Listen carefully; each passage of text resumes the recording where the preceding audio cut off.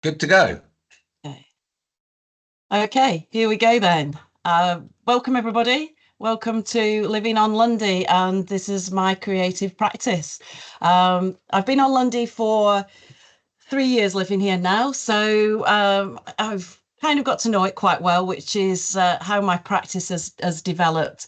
Um, there'll be questions at the end, an opportunity to chat. But if I just go through the slides, because that's all I can see right now, I can't see your smiley faces. So if you have got your videos on, if you could just turn them off, because our internet is not great here, and we can turn them on back at the end. Um, so I know some of you might have been to Lundy, some of you may want to come, and some of you may never even heard of it. But this is it. This is our island. What you're looking at here, with the landing bay down at the bottom here, and then the north end up at the north, obviously. And the village is here. I'll show you a little bit better a picture of the village. So here's a map. This is 3 mile long and a half a mile wide at its shortest. And that's kind of helps my practice really in the fact that I've got a natural boundary, which is the island, and it has helped contain my practice and also allowed me to sort of go into sort of maybe more layers than what you would normally do if you were had more territory to travel. This is our little village here, so most things happen down here. Here's the church, the pub is here, accommodation. We have a black shed, which you can obviously see. You don't need me to point that one out. And I live in one of these buildings just here. So there's about 28 staff at the moment, and we're all busy. Today is a Wednesday, so it's a less busy day because we don't have the Oldenburg turning up, but there's still people and things happening all the time here. We've just had a little rib turn up from Ilfracombe, so you never know who's going to land either on the helipad here or the airfield, which is over here. So my practice has kind of developed as I've been here, and I am studying a master's in fine art. Um, I'm not a painter, and so I'm not a sculptor. I'm sort of a hybrid, I would say. I have a craft practice which I will share with you, and what I've sort of where I am now is I have a walking art practice kind of around site specific performance, so bringing in performance elements. I was a Lundy ambassador before joining Lundy, so I did guided walks. Now what I'm looking at is how we can maybe do guided walks slightly different and get people more engaged than just a look at that, move on, look again sort of journey. I'm quite interested in pilgrimage and journeying, and I've just bought a house on the Camino, and very interested in starting my own pilgrimage journey. And if any of you know me, you'll know that I'm quite a chatterbox, and so my practice is very socially engaged. So working with people is what inspires me and what takes me forward. And on Lundy, that is we get so many visitors that it's a wonderful place to be to work with other creatives. So I'm going to move on. This is first of all my craft practice. So you can see here, this is the I've been down this morning for a swim. It didn't look like that. It was very nice and calm, but that is an easterly wind, and the easterly winds here bring up sort of. We don't get a lot of rubbish. We don't get a lot of plastic, but we do get rope and all sort of fishing gear. And I make baskets. I haven't done any for a little while because I've been focusing on writing an essay, but I've made hundreds of baskets from sort of what comes up from our on our beaches, really. Um, this is just some weavings that I do using driftwood, bits of wool that I find. I try not to buy stuff, so these are just like little weavings that I've created. Walking around Lundy inspires me, so the even the walls inspire me. This is uh, I've got the warden here next to me, so this is halfway wall. So one of our nicer walls is halfway wall, and this I've also done weavings inspired by the walls. By this is Milcombe Valley, which is the nice sheltered area on Lundy, and this is our south side with the sea thrift, and that sort of just inspires me. These are our animals. These are our feral stock, so and our domestic sheep. Again, these animals, I tend to use the wool from the sheep, and this is when the warden doesn't listen, because I have picked some yarrow and used it to dye the fleece. So here we've got this yellowy fleece. This is dyed with yarrow picked from on the island. And then also I started trying to teach myself spinning, not great at it yet, but also doing peg looming, using a peg loom with sheep's fleece and making rugs and weavings. I do workshops in the church. The church is a great space for anyone who wants to do some creative practice or anything similar. It's a great space, and we can use that, fortunately, for crafting, and the church are really good with us helping to promote what we do on Lundy. This is a craft fair. So we started doing this last year or the year, I can't remember now. There's about 5 or 6 crafters on the island, and we suggested to the Lundy manager that we ran a craft fair, and some of the proceeds go to Lundy, some of them to the makers themselves, and it's now really popular, and we do, coming up to Christmas, we do 2 a week, and very popular now by people who come to visit, who want to know when the craft fairs are. So that's kind of my crafting. My walking practice has become site specific, and that's not surprising being on Lundy, because it does, as I say, we've got an island, it is a site, and it contains my practice. I'm an all year round swimmer. So this is me probably in the winter, it looks like, because I've no friends with me. I've got somebody on shore watch there, obviously taking the photograph. But this I often use as a space where I can sort of make things, sort of land art. And this one on the other side is a cairn that we made. And this is sort of working with the rhythm of the tide. The tides come up to about 9 meters here on Lundy. Well, eight meters more likely on Lundy. So tide is quite important to what we do, and when the boat comes and how it will affect the boat. And so this was a cairn that I did, and waiting for the tide to be at the right time for the fire to sit on the water, which it did do, and then obviously it put it out. We have 2 crash sites on Lundy, which happened, well, we have a few more than that, but these were German planes that went down in 1941. This is all that's left. There's 2. This is one of the Heinkels, and this is the other. I think they've disintegrated during the time.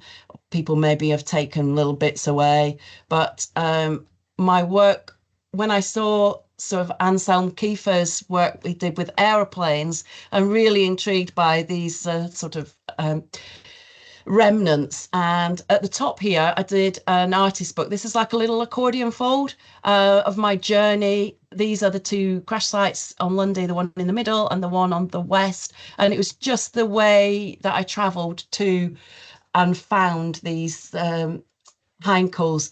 They're kind of hidden. One's hidden on the west side, so you have to climber around down the rocks, and the other one is just in Punchbowl Valley. But it does give people quite a bit of fun trying to find them, and they are in our letterbox pack, where we have about 25 letterboxes hidden on the island, and people go and get the stamps that are in them. I'll come back to that in a wee while.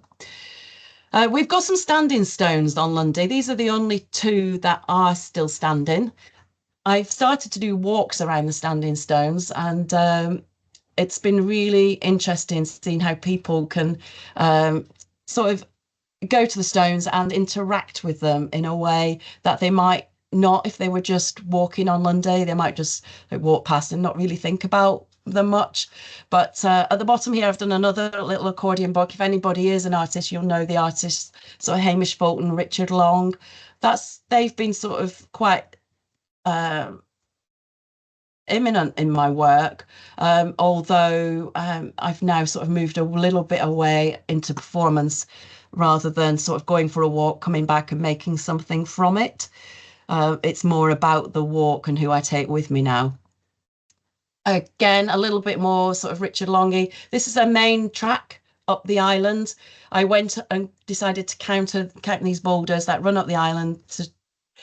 Basically, they were built to take the lighthouse keepers from the village to the North Light to keep them on the path. And one day I thought I'll count them, so I did, which was quite difficult because I kept drifting off and losing count, so I did it twice. But I've got 105 all the way to the north end, and this is me just taking photographs and bringing back this foggy day that it was and trying to represent that in photographs. This was me just doing a print, but I do think it looks like a piece of toast and not a rock. But that's a little bit of printing that I have also been doing. I hope that I'm not going too fast, but I'm conscious I've got quite a few slides. But this is me now getting into mapping, journeying, and pilgrimage. I've started here with the Heinkels again, as they're just fresh in our mind from when I just spoke to you about them. This is an app that I used. I don't know if anybody's used it. It's called Go Jauntly. It's a digital walk. And if you go into Go Jauntly, you will find some walks near you. It's a photographic and narrative walk. So you take photographs of your walk and the narrative that goes with it. So this is it's quite a lot of spots. You can see it goes all the way around the south end of the island, a little bit up, round to the top and back. So there's, I think I'm looking at it closely, about 47 stages. So I did this as a walk where people could maybe think about the senses as they walked. So I would at various points think about how people might engage with landscape. So here I've talked about, you know, it's a ruin, but have you stepped inside it? Have you looked through the window? Imagine what it would look like when it was built. How does it feel? How did the people live? So I've tried to do that with this type of walk, giving people the opportunity to stop and at certain places, maybe have a picnic. Does the food taste better outdoors? Why does it taste better outdoors? So all those sort of things I've put into this walk, and it's available on Go Jauntly. So if you ever want to have a look, you can do an armchair walk. You don't even have to come to Lundy. You can download it and go through the stages of it. This is a walk that I've just done. Well, it's not me, actually. I asked visitors to give me directions to places because I felt that I wanted to avoid sort of a creator bias. So I got other people to give me their directions to various places, some of their favorite places.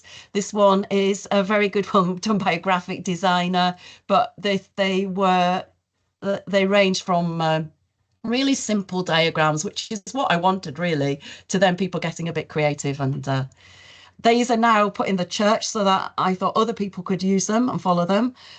So they're not following my instructions, but they're following other people's. And it's been really fun doing.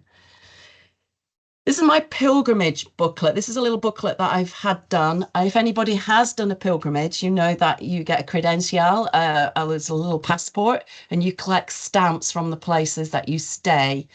This was a pilgrimage I've written to do in a day because Lundy doesn't take that long to get around. It goes all the way around to the top of Lundy and back around, starting at the jetty, so as a pilgrim would come over on the water, and ending at St Helens Church. So again, having a focused destination to travel to. It's a little booklet. It's got ideas for sort of journaling en route, things you might want to think about before coming, and it's Derek, the Lundy manager, has just agreed that I can have some of these printed as well. So I've had some printed and put them in the church. They all disappeared. So we are just going to have about 200 printed. So if you are interested in doing a Lundy pilgrimage, do get in touch and we can send you one.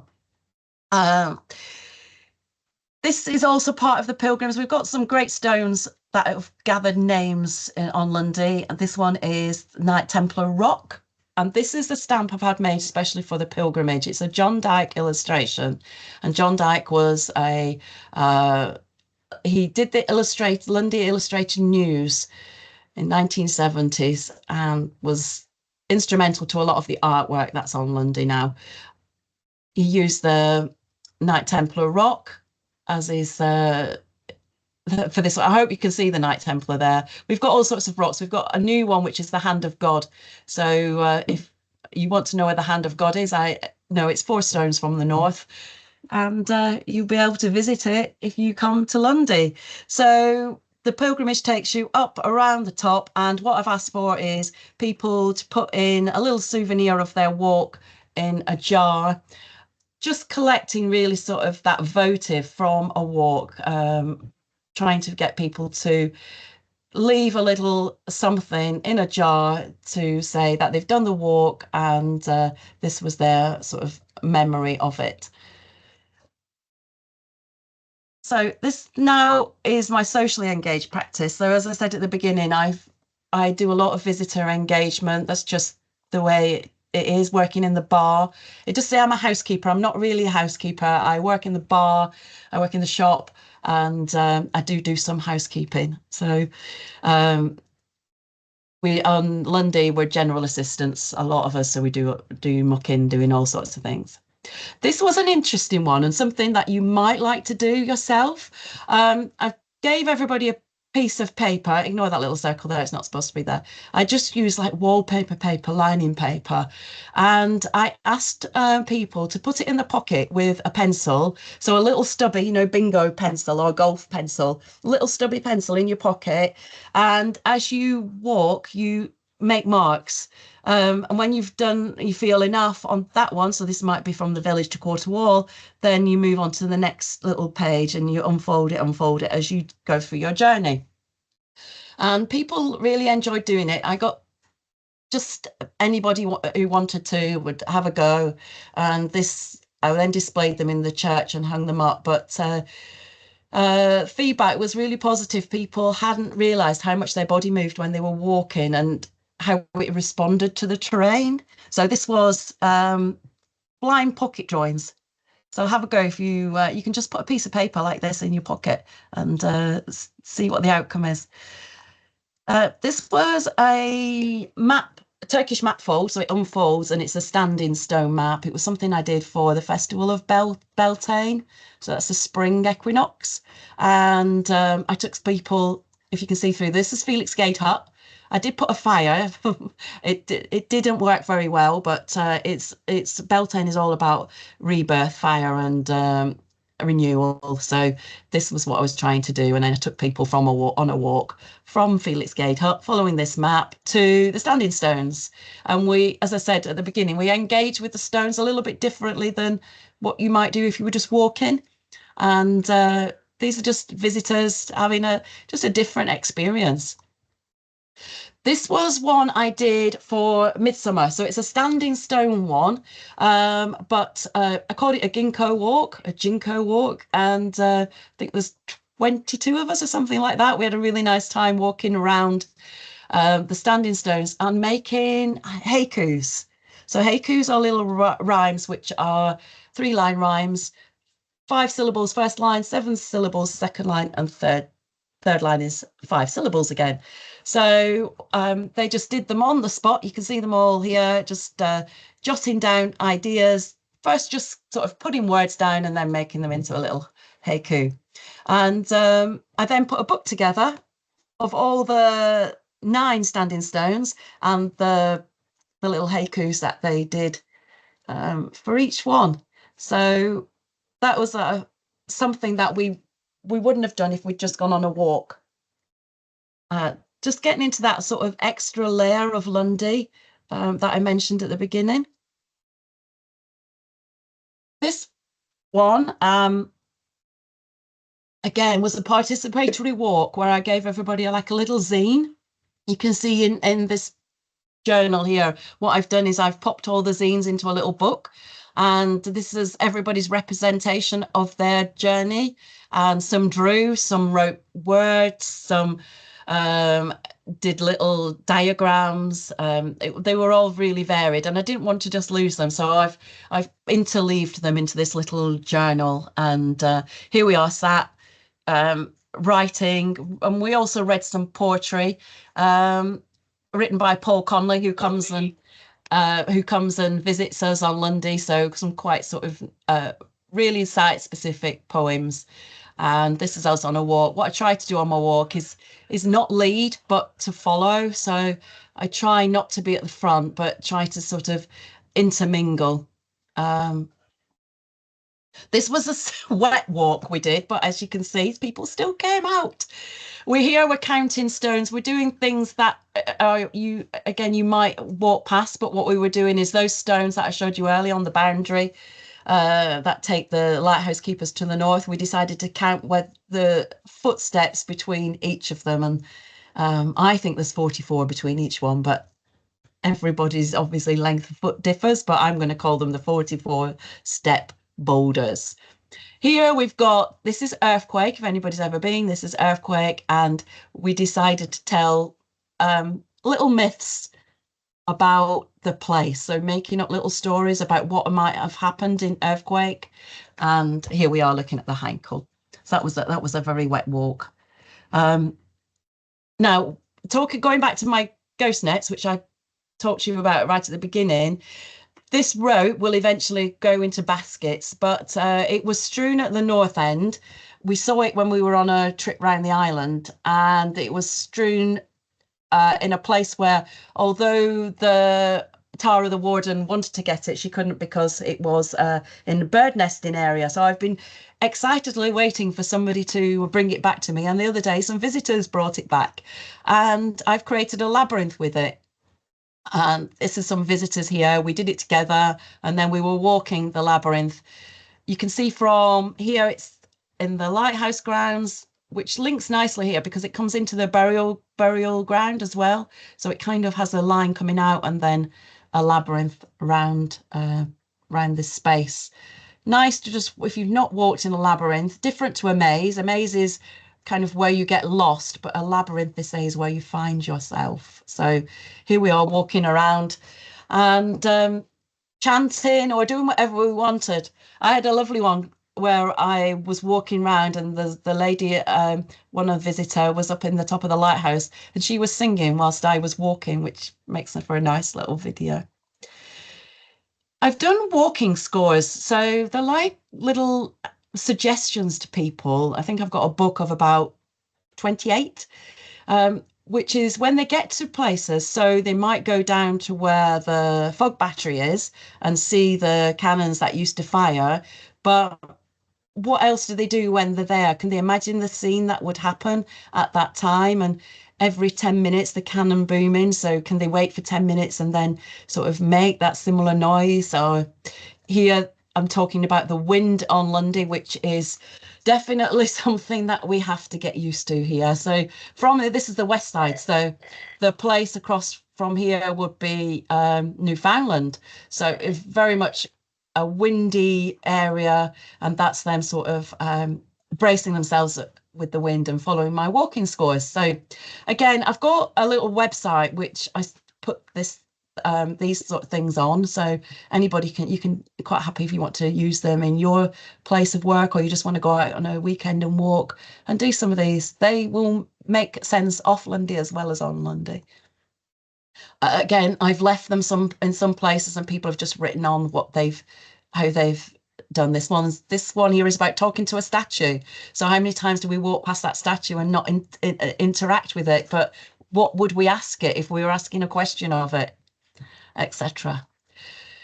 This was a big postcard project I did last year, and I collaged 80 postcards and put them in our letterboxes. Remember, I said we had it's like kind of geocaching, but it's Lundy letterboxing. And in each letterbox is a stamp and a little notepad, and people go around with the notepad, their own notepad, and they collect the stamps, and then they get a certificate when they've done so. They're not easy. Some of them are in quite challenging places. This one is one of the most challenging to find, which is in earthquake, and some a little bit more simpler. So I collaged all these postcards, and then I asked people to send them back to me. I have a mainland address because I wanted them to be posted, and asked people to tell me what they felt at that point in the landscape. How would they, using their senses of sound, of sight, of taste and touch and smell in the landscape? So I did 80 and I got 79 back, which I think was pretty impressive, although I did put all the stamps on myself. So they were already stamped, but that was a really fun project. And then I put them all up in the church for people to sort of browse. I have got a PDF. I made it into a book. So again, if you want that PDF to look at them, if it's something that interests you, some people are into stamps. I've used lots of different stamps, and some people just like correspondence. Then by all means, I can send you that. How are we doing for time, Joe? I've got Joe here, but I'm just having a look. Oh, we're half an hour, so we're not doing too bad. One of my walks was called Traces, and what I wanted to do was to look at where people had been before and left marks. There was 3 places on the top of the church. So here we are at the top of the church tower, and there's an amazing amount of I'm going to call it graffiti because which it is, in the lead roof. Apparently lead is really nice to work with, and there's certainly some graffiti going back to the war era in there. And if you can see, I don't know if you can see on here, but there's somebody's done some cartoons which are quite fun. There's a man here sat on an armchair with a pipe, which is I thought quite an interesting piece of graffiti. There's also here what we were doing was, again, we were reading poetry and just taking rubbings of what we found. There's also, we have a cave which has got markings in it going back to the 1800s. So it's a really interesting one because we got torches and you can't see anything at first, and then these markings all start to come out of the wall and you can start to see them. And it is reported that these markings are from convicts that Thomas Benson in about 1752 kept convicts here on the island. It said they kept them in the cave, but we don't believe so. They probably were in the castle, but they would have maybe stored things in here, and the markings on the wall are supposed to be their initials. They've tallied it back to some obviously some documentation they had of those convicts.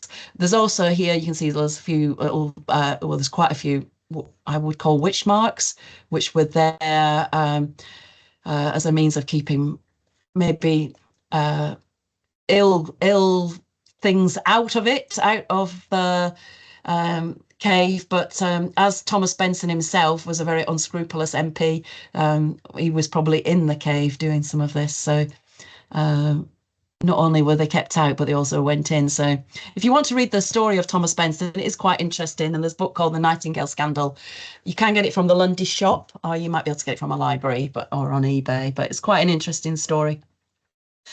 So moving on, that was Traces. I also did a Lundy art trail, which is the first one that we did. As I say, I'm not a painter. I'm going to learn to paint when I leave Lundy, and I've got more time in my retirement. But I invited 4 artists over and to come and paint and sketch on Lundy. The first trip we had planned got cancelled because it was last August, was terrible weather for us. The boat never sailed on many Saturdays.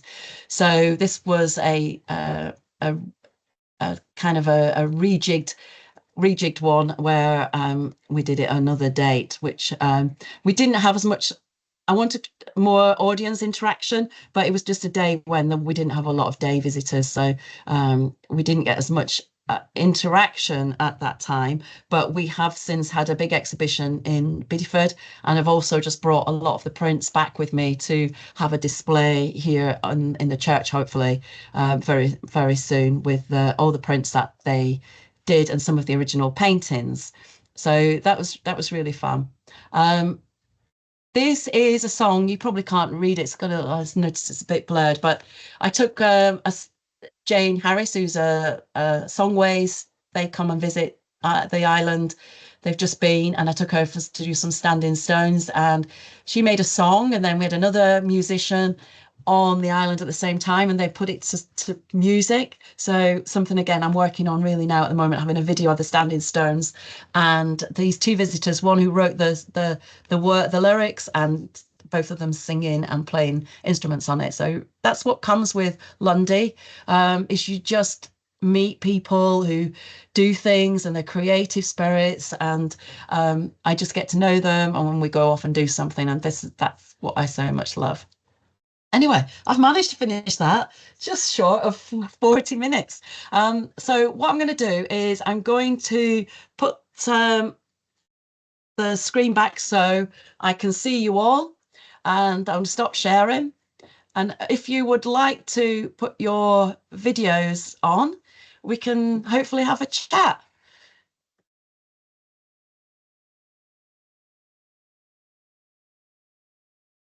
Are we coming? Have I got this on switched on, Joe? No, I think you're good, Jane. I think people are turning cameras back on.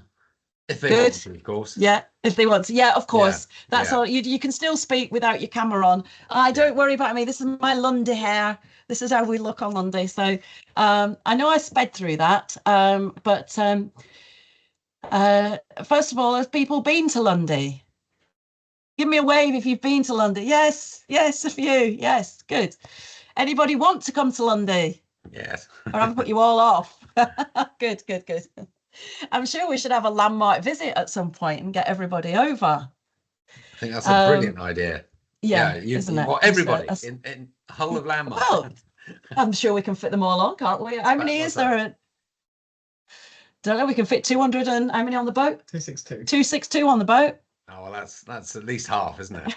Of all staff. But Jane, that was fascinating. Thank you so much. Really, really, really interesting. I've got one question, if I may. But were you saying that all these standing stones would have been upright, and it's that they've all fallen over time, and only two are still sort of how they should be? Yes. Is that... Yes, in fact, I asked Simon Dell, if anybody knows Simon Dell, to go out. We had a map from Historic England of where they all were, and he went out and pinpointed them all. Because some of them you would walk past thinking it was a boulder, but when you start to look at it, you can see that it's slightly different, and some of them have really flat sides. And then only the other day, I went on a Facebook group that was Standing Stones, and one of the ladies on that came, and she was one of the people who came and sort of looked at the Standing Stones and decided which ones they were. So they've either been pushed over. I don't know whether they've been blown over. I don't know how or when or for what reason they were put on there. So I mean, the cattle do like to rub up against them. So, and we've got some big Highland cows, so whether they've had a good push, I don't know. Yeah. Thank you. Anybody else? Anybody else? Come on, Teresa, you've been to Lundy. How much of what you shared? I'm here. Can you hear me? Yeah, we can see you and hear you. How much of what you've shared is for your masters, and is there anything that you've showed us that you're just sort of doing for fun? The first bit is what I do for fun. So all the crafting bit is the bit I do for fun, and I'm desperate to get back to that. But the masters has taken me through the sort of a walking artist practice, which is a very since the 1940s and 60s, it's become a much more known in fine art. There was always what they call the flaneurs, the people who walked, then the poets who walked in the landscape, and then we got the surrealists and the dadaists who began to do performance. So this, with my masters, I've kind of brought the guided walk with the performance together, and just trying to unlock the layers of that are under Lundy. And it's actually the people who come time and time again that have come on the walks and said, this is something that I didn't know about Lundy. You've shown me something new. And so it's that sort of getting into that sort of next level looking at it. So yeah, does that answer the question? So it's the making I like, the making I enjoy, but I also enjoy the walking now as well. So. And do you think you'll carry on with it once you've completed your masters? Yes. Some of what I do and what I can take out to the ambassadors and say, you know, maybe could you use some of this in your walks? You know, the ambassadors do walks, they come for and do day trips and take visitors around. You know, other things we can learn from what I've done that can you know, do things slightly differently rather than, you know, just being very much sort of this is a ruin, but you know, can we get involved in this ruin a little bit more? So yeah. Anthony's lurking. I can see Anthony lurking. Hi Jane, yeah, I'm lurking. I'm back though in I think it's the second week of October. I'm back over with you guys, so I shall see you then, hopefully. You gonna be there? Yeah, so maybe I can show you some of the things that we've seen that you may not have seen on your working trips to Lundy. No, that'd be good. I'm over. I think I'm doing Tuesday to Saturday, so there should be some time for that. So yeah, look forward to seeing you guys again. Good. Anyone else? Have we got any artists out there? Any painters? No, shaking heads. Any storytellers? That's what I'm interested in. Storytelling. No. Good. I see Lindsay's there, but she's probably having her lunch. So all right. Well, I hope you enjoyed that. It's something that we you know, we haven't been involved with on Lundy. You know, we don't usually get involved in these talks because they're often on a day when we've got the ship coming in. There she is. Oh, and Derek. Derek.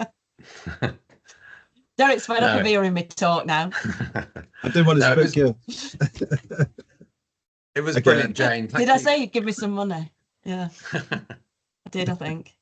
So yeah, so if at any time you want to come to Lundy, just do look me out. And as I say, if I do have a website, so if you do want anything that I have shown, or you want to look at anything in more detail, or you want to chat to any of the sort of the guys here who do the crafting, just drop me a line. You'll find me on the Lundy address book, and my website is jane.sharkey.co.uk, so just my name. So thanks, Laura, for your message. So all right, enjoy. We've got a very dismal day here, so enjoy your days. Thanks. Well done, We've got Jane. Joe here as well. He's on. Cheers, Jane. Bye. Bye. Bye.